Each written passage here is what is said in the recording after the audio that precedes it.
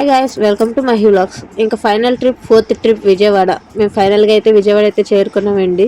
ఇంకా మేమైతే శ్రీకాళహస్తి నుంచి మధ్యాహ్నం 12 గంటలకు ఎక్కితే ఈవినింగ్ 6 గంటలకి దిగాము. ఇది చాలా లేట్ అయిపోయింది. ఇదంతా వచ్చి మన కృష్ణా నది అండి.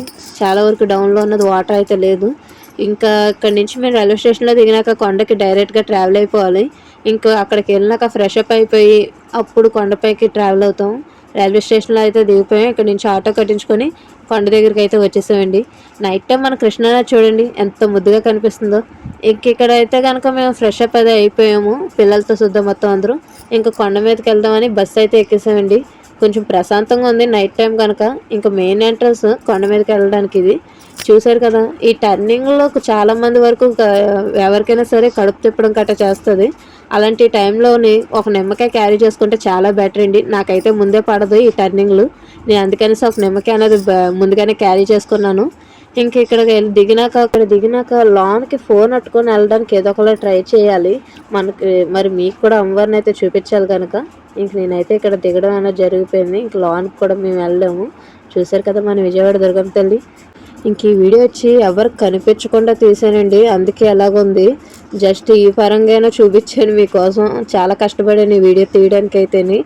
ఇంకా అమ్మవారి దర్శనం నాతో పాటు మీకు కూడా జరగాలనేసని ఈ ఫోన్ కష్టపడి లోన్కి అయితే తీసుకొచ్చానండి. మరి అమ్మవారి బ్లెస్సింగ్స్ మీకు కూడా దక్కాలని కోరుకుంటున్నాను. ఇక్కడ దర్శనం అయితే మాకు అయిపోయింది.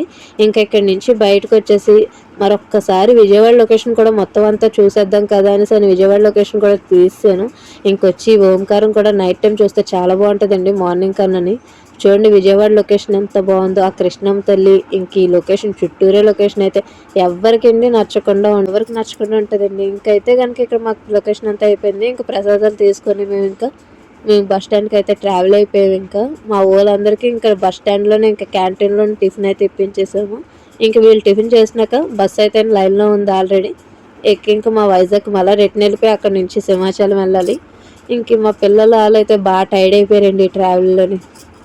వీళ్ళని ఇంటికి వెళ్ళాక ఒక రోజు వదిలేస్తే కానీ చాలా ఫ్రీ అవరు. ఇంకా మరి మీకు ఈ వీడియో నచ్చినట్లయితే లైక్ చేసి సబ్స్క్రైబ్ చేయండి. Thank you. అలాగే మంచి వీడియోల కోసం ఫాలో కూడా చేసేయండి. మరి బాయ్ బాయ్.